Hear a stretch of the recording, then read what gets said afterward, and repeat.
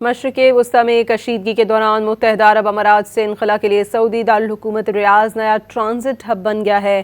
امریکی اخبار کے مطابق دبئی اور ابوظہبی سے امیر خاندان اور عالمی ایگزیکٹو ریاض منتقل ہو رہے ہیں۔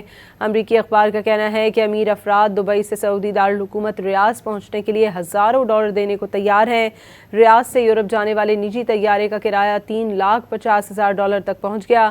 امریکی اخبار کا کہنا ہے کہ عمان کا راستہ بند ہونے کے بعد ریاض واحد محفوظ آپشن قرار دیا جا رہا ہے۔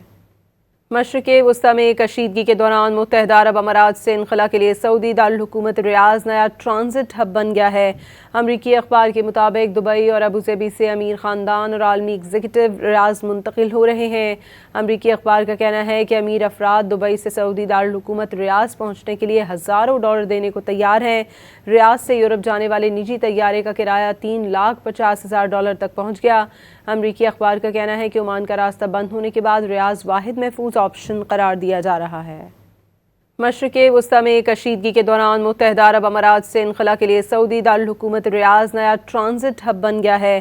امریکی اخبار کے مطابق دبئی اور ابوظہبی سے امیر خاندان اور عالمی ایگزیکٹو ریاض منتقل ہو رہے ہیں۔ امریکی اخبار کا کہنا ہے کہ امیر افراد دبئی سے سعودی دارالحکومت ریاض پہنچنے کے لیے ہزاروں ڈالر دینے کو تیار ہیں۔ ریاض سے یورپ جانے والے نجی طیارے کا کرایہ $3,50,000 تک پہنچ گیا۔